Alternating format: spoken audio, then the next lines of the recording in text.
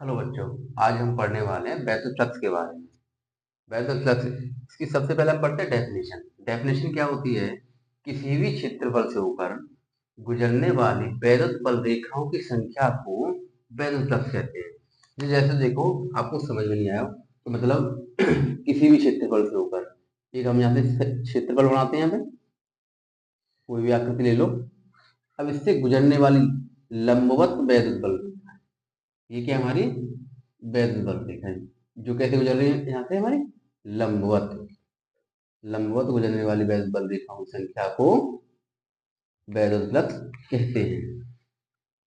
जैसे देखो, मेरा हाथ है, इस तरीके से ये बल रेखाएं ऐसे करके आएंगी। तो ये बल रेखा हमारी चार बल रेखाएं ये ऐसे करके आएंगी और ऐसे करके लंबवत निकल जाएंगी।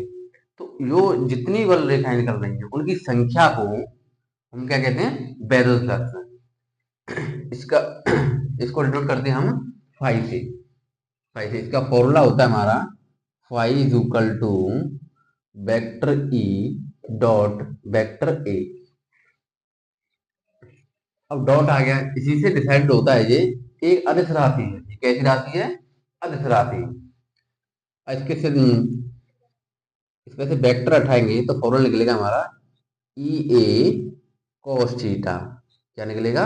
ई ए कॉस थीटा। आपको एक चीज और नजर आ रही होगी, हमने ए के ऊपर वेक्टर लगाया। ए क्या है यहाँ पे? एरिया, क्षेत्रफल। जो हमारी बल रेखा निकल रही है उसका ये क्षेत्रफल है। तो इस पे वेक्टर क्यों लगाया? क्षेत्रफल तो अदिश राशि होती है, लेकिन इस जगह पे क्षेत्रफल एक अदिश राशि है, एरियल वेक्टर इसे बोलेंगे। अब जैसे यहाँ से ये बल रेखा निकल रही है, लंबवत निकल रही है, ठीक।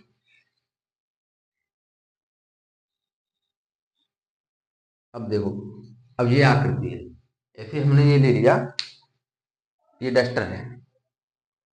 अब डस्टर के इस सिरे से हम बल रेखा निकालेंगे, इस सिरे से ऐसे करके। तो इस तरफ तो जो एंगल बनेगा, जैसे यहाँ पे देख लो, आप यहाँ से बल रेखा आ रही है तो इसका एरियल वेक्टर हुआ, वो किधर हुआ? इस तरफ हुआ ये एरियल वेक्टर। किधर होगा ये? इस तरफ। इस क्षेत्रफल की दिशा किधर होगी? ऊपर की तरफ। और इधर ऐसे नीचे वाले पृष्ठ में देखेंगे तो क्षेत्रफल की दिशा इस तरफ। तो क्षेत्रफल और वैद्युत बल रेखा की संख्या, वैद्युत बल रेखा के बीच जो एंगल बनेगा, इधर कितना बनेगा? 180। कितना बनेगा? 180। और इधर कितना बनेगा? इधर आपका एंगल बनेगा 0। और जस्ट ऐसे ही इस साइड में संभाले हम तो इस साइड में इसका एरिया वेक्टर इधर होगा, वैद्युत बल रेखा की इधर है, तो कितना एंगल बनेगा? 90। आज हम इन तीनों केसों के बारे में पढ़ने वाले हैं। तीनों केसों के बारे में पढ़ने वाले हैं।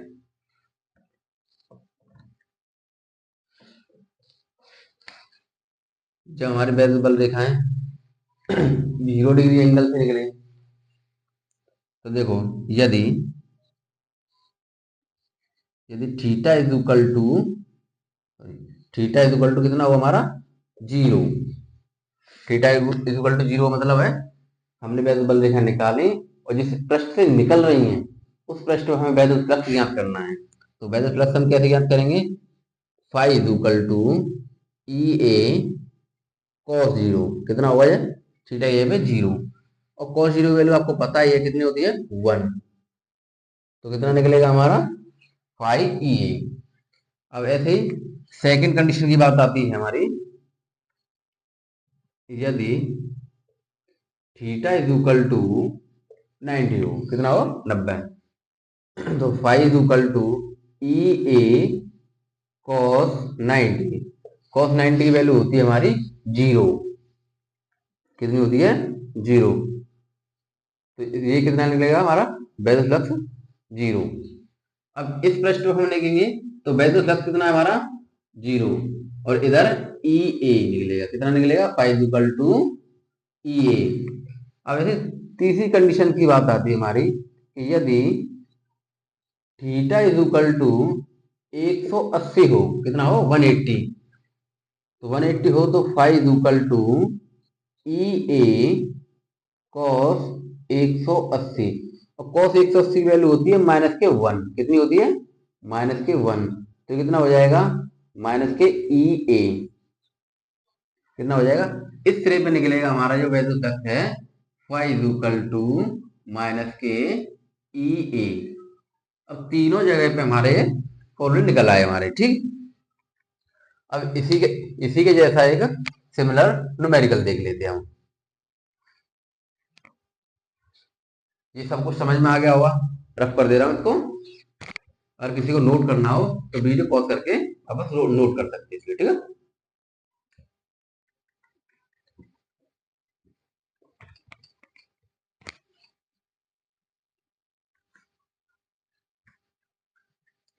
हमारा वैद्युत फ्लक्स यही होता है कि उससे गुजरने वाली वैद्युत बल रेखाओं की संख्या ज्ञात की जाती है। वैद्युत बल रेखाओं की संख्या है उसे ज्ञात करना होता है।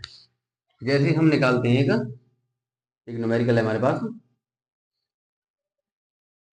ये है, ये क्या हमारा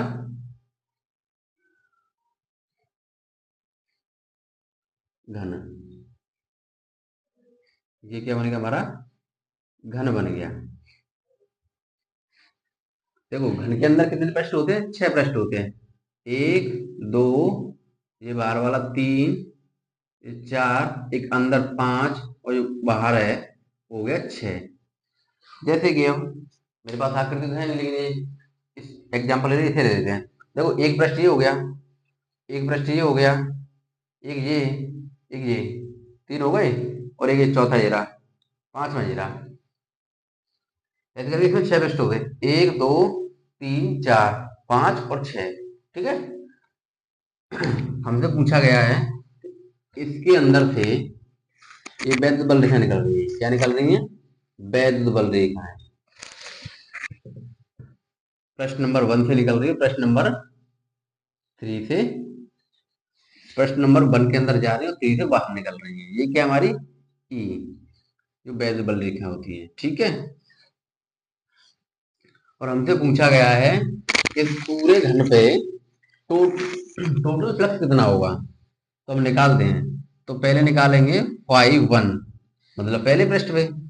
तो फाइव वन के लिए एंगल कितना है हमारा 180, तो कॉस सॉरी ये कॉस 180 कितना होगा, ये कॉस 180, तो कितना निकलेगा, phi one is equal to minus के ई ए, कितना निकलेगा माइनस के ई ए।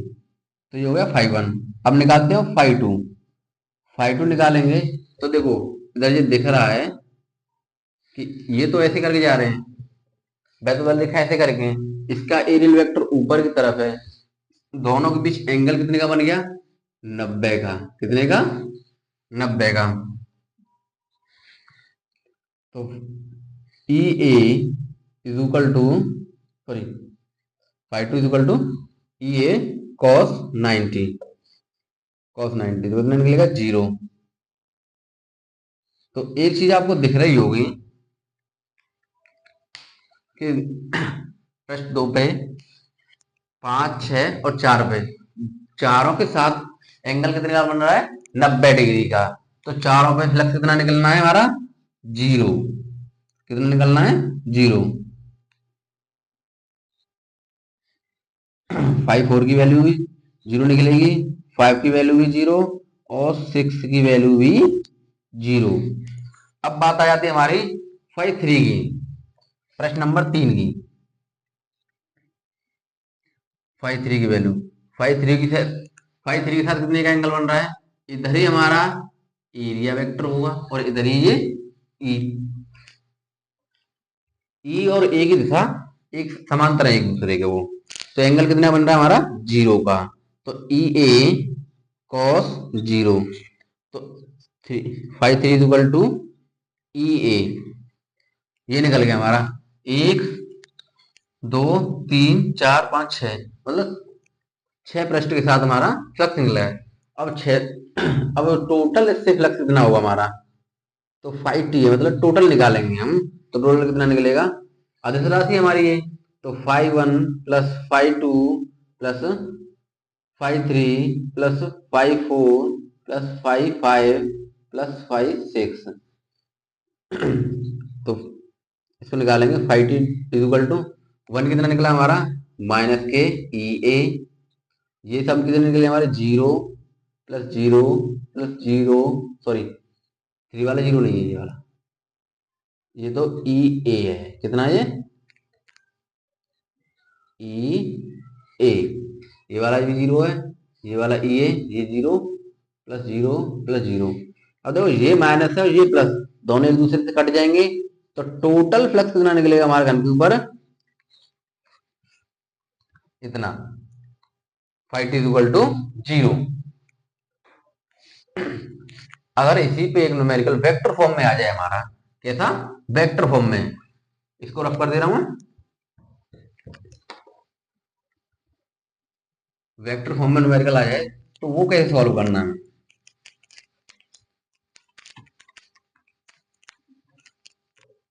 देखो वेक्टर फॉर्म में न्यूमेरिकल आएगा तो वेक्टर ई की वैल्यू दे रखी होगी हमारे पास, किसकी वैल्यू दे रखी होगी, वेक्टर ई की।